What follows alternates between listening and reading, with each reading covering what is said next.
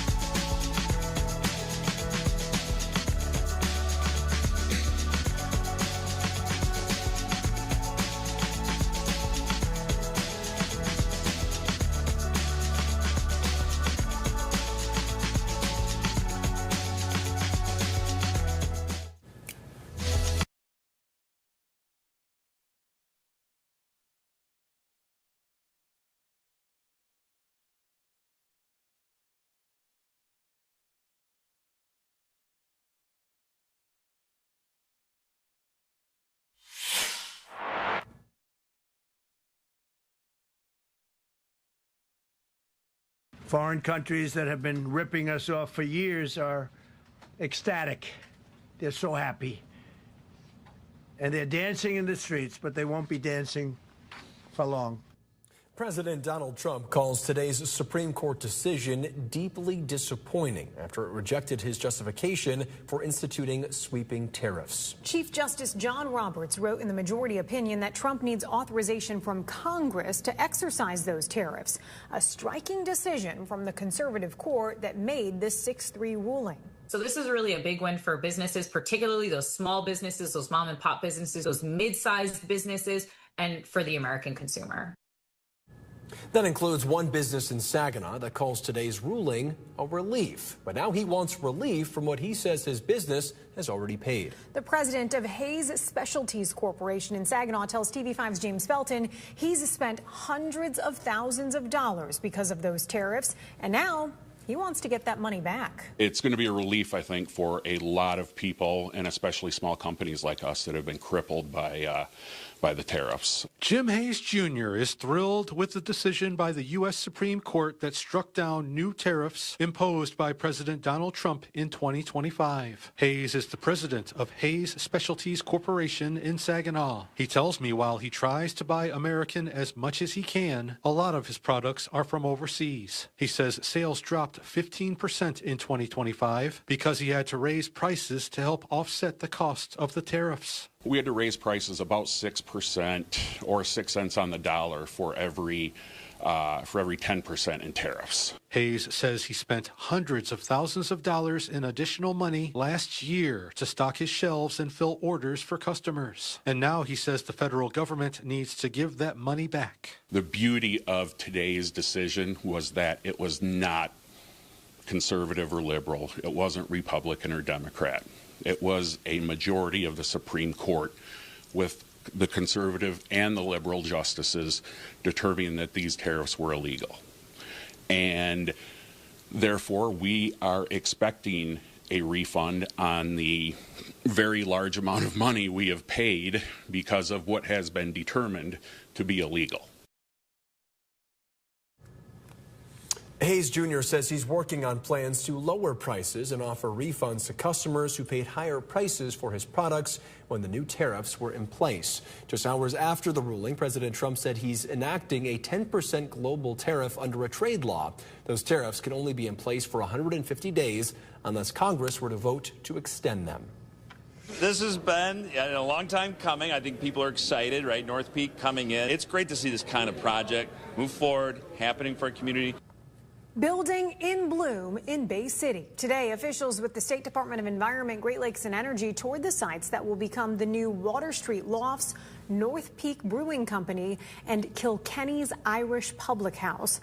The revitalization is supported by Eagle's Brownfield Redevelopment Program and local investment. The department's director says the once contaminated sites will be transformed into vibrant spaces for residents, businesses, and visitors. De-risk the development. So then attracts private investment. And then here you have something like this North Peak here, which I am confident will be a magnet in the community. And it can be really transformative as you have a development area or a downtown area like Bay City's that has such good bones. Following the tour, leaders met for a roundtable at City Hall to discuss proposed legislation to raise brownfield grant and loan caps, which will help communities more easily access funding for redevelopment projects. At this time, there's no set opening date for North Peak Brewing or Kilkenny's Irish Public House. And as we head into the weekend, while temperatures will still be above freezing at times, we do expect most of the wet weather that we see to be just scattered snow showers. And it doesn't seem like there's a ton of difference between the 2 days. We'll likely see scattered snow showers on and off both days this weekend. Winds will be primarily from the north and west, and that will lead us into cooler temperatures going into next week. A look outside tonight as we look at US 10 shows everything is moving as you would expect this evening. There's no major issues as far as any accumulation on the roads or anything like that. And for the time being, it seems like most of the precipitation and wet weather as of about 6:48 is around us and not actually moving through the area. In the near term, we still have this wind advisory in place until 9 o'clock. Wind gusts could be up to about 45 miles per hour or so. You can see that on the hour by hour here when it comes to the winds, but we'll likely drop below that pretty quickly after we get past 9 o'clock, and then even more so overnight and into the first half of your Saturday. Here's the radar right here. You can see what I mean. Some snow showers starting to move back into areas like Houghton Lake or at least nearby. Some of this will circle back around later tonight and eventually dip southward into the TV5 viewing area once again.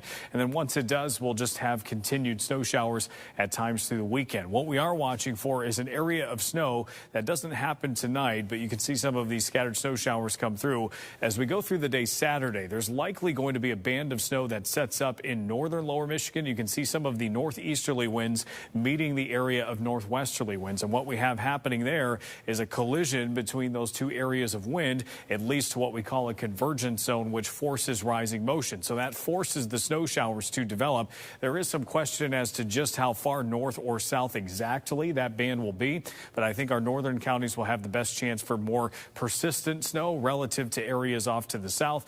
And then we'll have some occasional snow showers pass through Saturday evening, also into the day on Sunday, and we'll pick up probably some minor accumulations through the weekend. So here's what the snowfall map looks like. 1 to 4 inches are possible both days as we head towards the weekend. So both Saturday and Sunday combined, about 1 to 4 inches. And then we have a trace to 3 inches the further south, and that seems like a really broad range. But because of the scattered coverage, we'll likely have areas that don't see much, or we'll have areas that pick up perhaps a couple of inches. I think 3 is more of an outlier, just in case we get some stronger bands that develop. I think that's more of the exception. Your lows tonight will be primarily in the upper 20s to low 30s. Tomorrow, I think we're primarily in the middle to upper 30s. As we head towards the 7-day forecast, we will cool off into Sunday a little bit, even more so Monday and Tuesday, and then we're right back up to the mid-30s on Wednesday with some upper 30s on Friday. Thank you, Chris. The Huron County Sheriff's Office is reminding fishermen that no ice can be trusted following the rescue of a Carroll man this morning. At 8:30, the man called 911 after he broke through the ice on his four-wheeler about 1.5 miles offshore of Rose Island in Fairhaven Township. The water wasn't very deep and he wasn't hurt, but he could not get out because the ice wouldn't support him. Firemen and deputies used an airboat to rescue the man who was experiencing mild hypothermia symptoms. A reward is now offered in the case of a missing Pinconning woman. She's right there on your screen. Bay County Crime Stoppers is offering up to $2,500 for information that leads to Candy Clem. Her family hasn't seen her since December 8th. The 36-year-old is 4'9", about 90 pounds, natural blonde hair with glasses, and her left ear is damaged. If you know anything, call Crime Stoppers. The State House has passed 2 bills that could help people paying for dam repairs in Midland and Gladwin counties. The legislation would reinstate Michigan's Special Assessment Deferment Program, offering relief to qualified seniors, disabled people, and those on fixed incomes. One of the sponsors, Republican Mike Hoadley of Au Gray, says the millions in assessments being paid by affected property owners highlights the need for this legislation. The deferred assessments would be paid when a property was sold or transferred or after the owner died. The program lapsed in 2020, the year the dams failed. The 2 bills passed Thursday, each on votes of 98 to 10. They now head to the Senate. Scammers are targeting our area with a fake emergency story, and it's already swindled one victim out of thousands of dollars. The Tuscola County Sheriff's Office says it begins as a phone call from a fake police officer stating that your daughter was in a crash and injured a pregnant woman. Investigators say 2 people were targeted by this scam in the last week, with one victim losing $15,000. The Sheriff's Office wants you to know no police will ever call you asking for money like this, or come to your home and ask you to put money in an unmarked box. If you get a call like this, do not provide any money or credit card information. Instead, call police. All new tonight, it was the first utensil ever made, and now it's telling the story of our nation. Discover the spoon lucky collector who is preserving everything one piece of silver at a time. On the news at 10 on the Great Lakes Sports and Entertainment Network. Then on TV5 News at 11, transportation officials plan to, quote, crack down on bad actors on the roads. Find out how. Also at 11, the regular season is winding down in high school basketball. How things are shaping up in Fast Break Friday. And if you want to hear more about the weather, head on over to our digital live stream at 9 o'clock tonight. You can join that stream at WNEM.com with Chris on the TV5 YouTube and Facebook pages, on our Roku and Fire Stick channels, and on the TV5 News app. Thanks for watching WNEM Evening Extra. Of course, keep up with us as the news breaks online on our app or on social media. We'll see you on TV5 at 11.